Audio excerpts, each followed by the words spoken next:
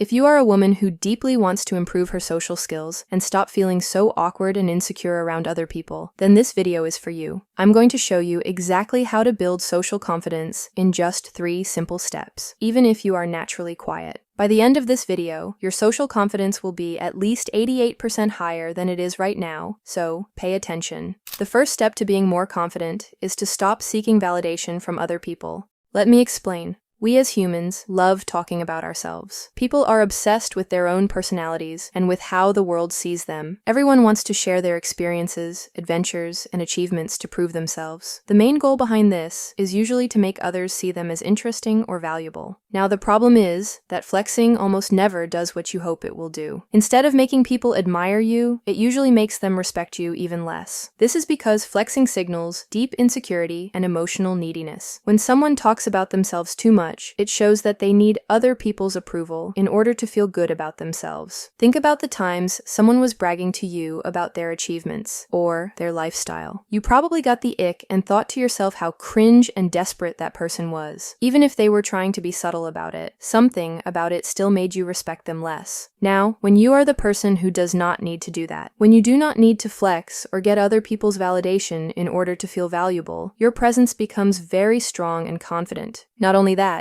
when you truly understand that flexing does nothing and you consciously hold yourself back from doing it, it literally signals your nervous system that you are not under threat and do not need approval to stay in control. Because of that, you start feeling more confident on the inside, and at the same time, you will look more confident to others. But here's one very crucial thing to keep in mind. Flexing and seeking validation from others is not always straightforward or obvious. Most of the time, it's very subtle, and it looks different for every person. For example, some people seek validation by downplaying themselves just to get reassurance. Others constantly mention how busy they are, not to inform anyone, but to make people see how hardworking or important they are. And some people are more obvious about it and just constantly flex with their achievements. Whatever your personal way of seeking validation is, your task is to simply notice it and hold yourself back when it happens. A really good way to become aware of this is by asking yourself a simple question. Am I actually adding value to this conversation, or am I just trying to raise my status in it? You need to be brutally honest with yourself here, because if you don't stop sharing things just to get a reaction from others, your nervous system will always stay in a reactive state. You will always feel slightly on edge around other people. You will always feel like you need to prove something, and you will never feel fully calm or in control in social situations. So in order to fix that, start holding yourself back from sentences you say just to raise your status. The moment you do that, your nervous system calms down, and you start coming across as a lot more confident to other people. Learn to acknowledge your growth and your achievements privately. You don't need outside reactions for them to be real. Let your experiences matter to you, even if no one else knows about them or responds to them. Let people discover who you are through your actions and your results. Trust me, they will notice. And the less you flex, the more people will admire and respect you. Now let's move on to step 2. Upgrade your body language.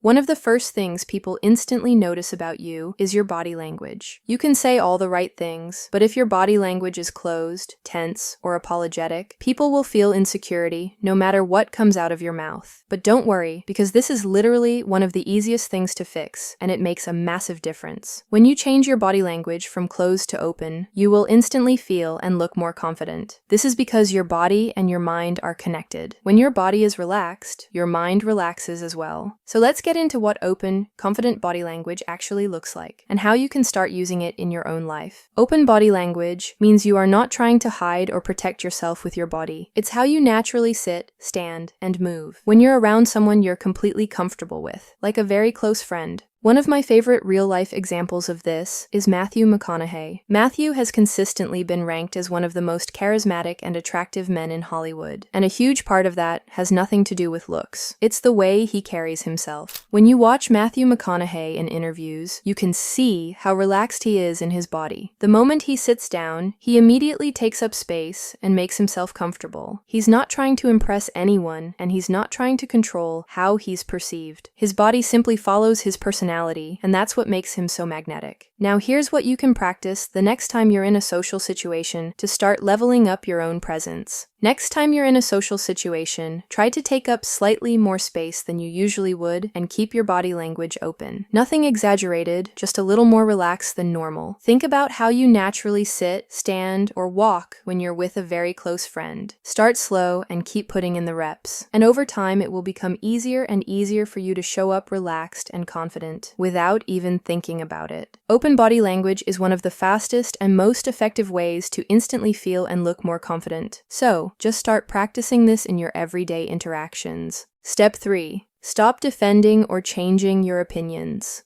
This step is extremely important, so pay close attention. Most people often tie their opinions to their identity. This means that they do not experience their opinions as just thoughts or ideas, but as a reflection of who they are as a person. So when someone disagrees with them, it does not feel like a normal exchange of different perspectives. It feels like a personal rejection. It does not feel like they are challenging the idea. It feels like they are challenging you as a person. Because of this, most people cannot stay emotionally neutral when someone challenges their opinion. They either try to convince the other person, or they immediately change their opinion to match the other person's opinion. Both reactions come from the same fear. It is the fear that if you do not fix this disagreement, you might lose connection, respect, or belonging. And this is exactly what feeds social anxiety and insecurity. When you tie your opinions to your identity, most conversations are no longer about truth or understanding. They become about safety, status, and avoiding rejection. So instead of defending or changing your opinions, what should you do?